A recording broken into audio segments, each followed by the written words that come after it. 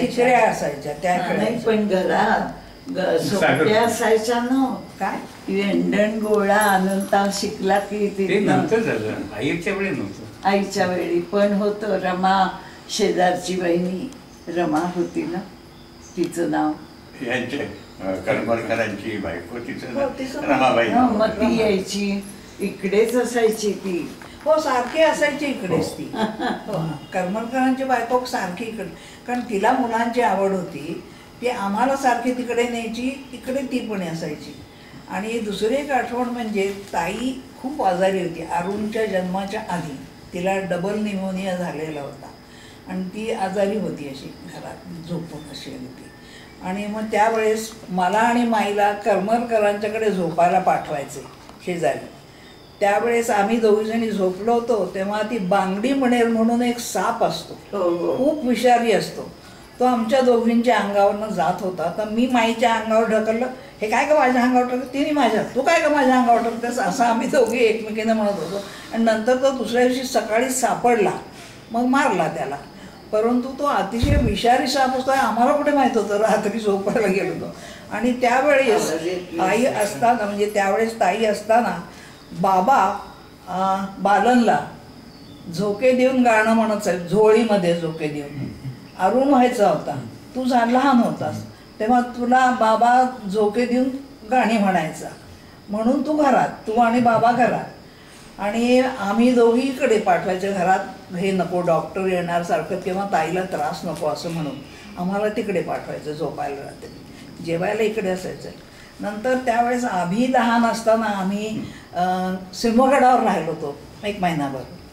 त्याला जरा दम्याचा त्रास होत होता लहान असताना, म्हणून भाऊ सिंहगडावर आम्हाला घेऊन गेले होते. आणि त्यावेळेस करमरकरांच्या गच्चीवरनं आरसा दाखवायचा, आरशाने खुणा करायच्या. आम्ही सिंहगडावरनं, म्हणजे आम्ही नव्हेच, आम्ही लहानच होतो. चंदा 5 वर्षाचा, मी त्याच्यापेक्षा 6.5 वर्षाची, 1.5 वर्षांनीच मोठी. पण बापू आणि त्याचा एक मित्र होता मराठी म्हणून कोणीतरी, मला वाटतं तेव्हा पण त्याच्याबरोबर होता. आणि ते आरशावरून सिंहगडावरून आरशाचं सूर्याचे किरण हे करून गोपिकाश्रमामध्ये पाठवायचे. आणि इकडून दुसरा करमरकरांच्याकडे, आपल्याकडे नाही, करमरकरांकडे. आणि मग तिथून दुसरा आरसा घेऊन त्यांना सिग्नल करायचा. आणि ते सिग्नल म्हणजे काय, नुसतं फिरवायचं, ठीक चाललंय नाही, ठीक चाललंय एवढंच कळत असेल. एवढंच कम्युनिकेशन. पण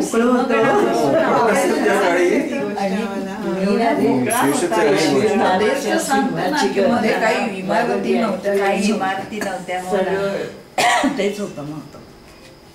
आणि सिंहगड चढताना चंदा लहान होता 5 वर्षाचा, तर तो संबंध सिंहगड चढला, मीही चढले. पण चंदाचं खूप कौतुक झालं, 5 वर्षाचा मुलगा एवढा सिंहगड चढ, माझं कोण कौतुक मोठी असल्यामुळे, त्याच्यापेक्षा 1.5 वर्षांनी मी मोठी, त्यामुळे माझं काही कौतुक नाही. मी पण चढले होते पण माझं कौतुक नाही काही. त्यामुळे रागाला राग येऊन सांगणार कोणाला, कौतुक करणारे माणसं, त्यामुळे तो प्रश्नच नव्हता काही. अशीच मजा होती त्यावेळेस. ऍक्च्युली आता तुम्ही हे राग आला त्याच्यावरनं मला असं विचारायचं होतं की आजकाल 1 आणि 2 मुलं असतात. हो, त्यांना आई वडिलांनी जरा काही नाही म्हटलं किंवा काही मनात झालं नाही की चिडतात किंवा अगदी अति टोकाला जातात. तर तुमचं तेव्हाचं जे बालपण होतं तेव्हा म्हणजे बरीच मुलं असायची आणि आई वडिलांना काय तेवढा वेळ देणं शक्य नाही.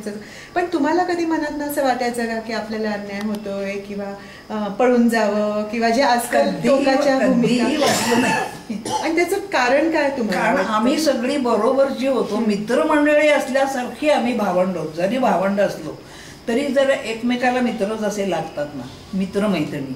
आणि करमरकरांची देवधरांची मुलं यायची, त्यामुळे आम्ही खूप मंडळी होतो, त्यामुळे होती सगळी. त्यामुळे कुठल्या तरी भावंडाला सांगितलं, मन मोकळं केलं की ते विसरून जायचं. आणि खरं म्हणजे हे मान अपमान त्यावेळेस होतच नसेल.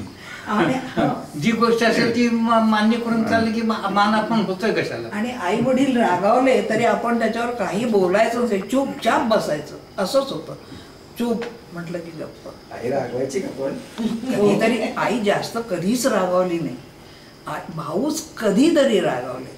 आई अगदी रागवली नाही, नुसतं डोळ्यांनी बघितलं की गप्प बसायचं. तेवढंच होतं.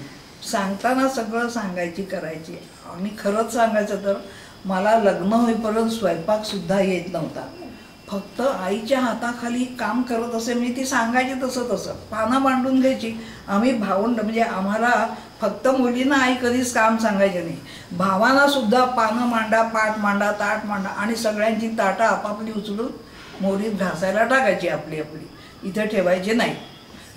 जेवण झालं की ताटं आपली नेऊन मोरीत नेऊन टाकायची, ती इथं नाही. मग ते पाट उचलायचे. किंवा त्यावेळेस ह्याच्यामध्ये स्वयंपाकघरामध्ये जमीन होती, फरशी नव्हती घातलेली, सारवलेली. मी पुष्कळ वेळा ती जमीन सारवलेली असेल, कारण घरामध्येच गुरं असायची, गाय म्हैस काहीतरी असायचं.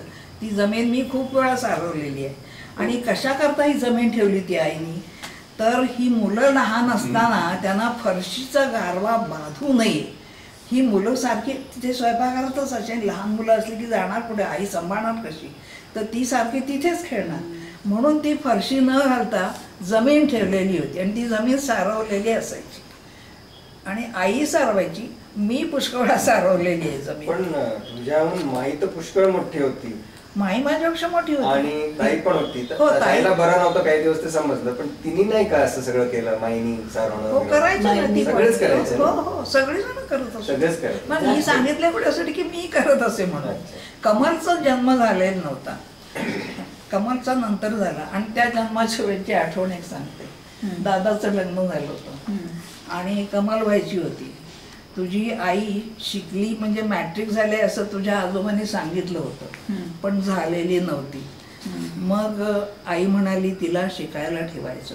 दादा त्यावेळेला बंगलोरला होता, तो इथे पुण्यात नव्हता. तर त्यामुळे म्हणाली माझं सासूचं बाळणपण करायला ठेवून घेतली सुनेला, असं होऊ नये म्हणून तिला हॉस्टेलमध्ये, कुठल्या हिंगण्याच्या हॉस्टेलमध्ये ठेवलेली होती शिकायला बहिणीला. म्हणजे आता तिचंही नाव इंदू माहेरचं होतं, पण ताईचं नाव इंदू असल्यामुळे तिचं कालिंदी नाव ठेवलं, ते तिला म्हणून कालिंदी नाव ठेवलं तिचं. आम्ही बहिणीच म्हणत. हा कालिंदी नाव आवडलं नाही. पण बालकृष्ण